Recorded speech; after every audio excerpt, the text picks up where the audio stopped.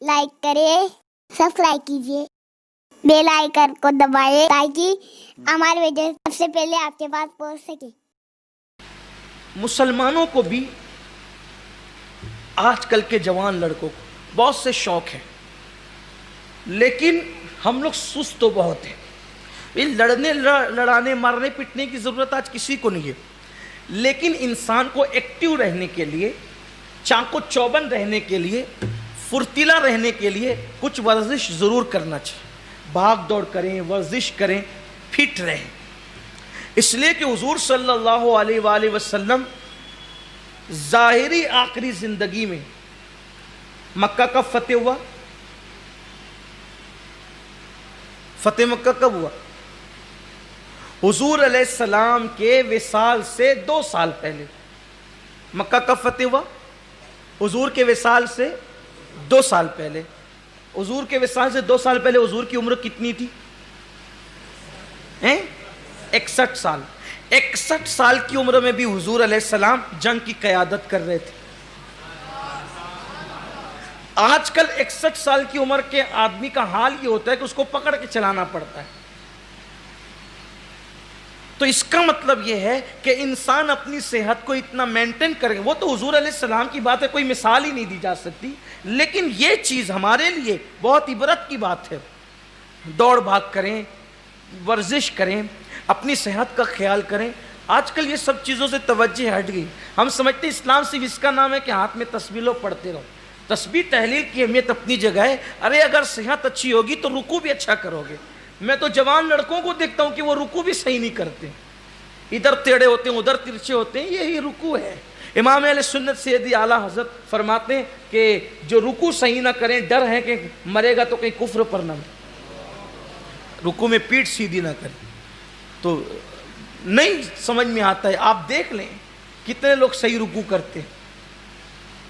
تو کم از کم صحت، اور بلکہ آپ کو یہ بتاؤں، اگر نماز کے ارکان ہم صحیح ادا کریں تو مجھے یہ سمجھ میں آتا ہے کہ ہمیں کسی ورزش کی ضرورت بھی نہیں پڑے، اس لیے کہ اللہ نے نماز کے ارکان ایسے رکھے ہیں، اپنے محبوب کے ذریعے سے ہمیں ایسے بتائے ہیں کہ وہ خود ایک بہت بڑی ورزش ہے۔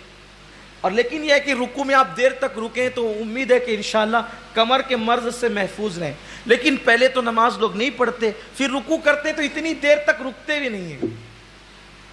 یہ پھٹا پھٹ اور چھٹا چھٹ والا معاملہ ہے، جیسے لگتے ہیں جیسے مرغیوں کی ٹھونگ مار رہے ہیں۔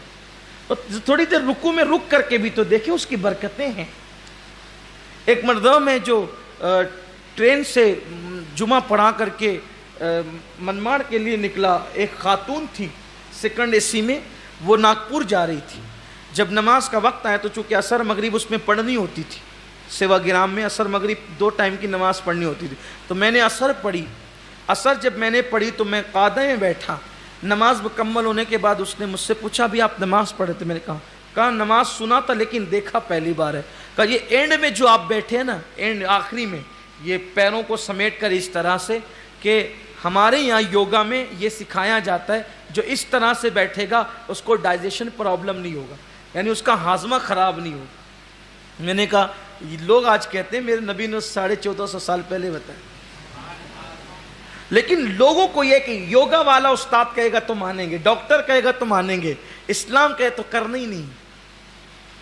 اس سے پہلے میں یہ بات لوگوں کو بتا چکا ہوں، آپ ذرا سوچے غور کریں کہ شوگر کا مریض ہو، بلڈ پریشر کا مریض ہو، یا کوئی اور مریض ہو، یا جس کو وزن کم کرنا ہو، یا دل کا مریض ہو، کوئی مریض ہو، ہر مریض کو ڈاکٹر کہتا ہے صبح کے وقت پیدل چلو، صبح کے وقت پیدل چلو۔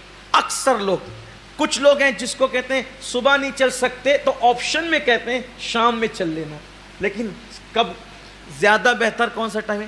صبح کا ٹائم۔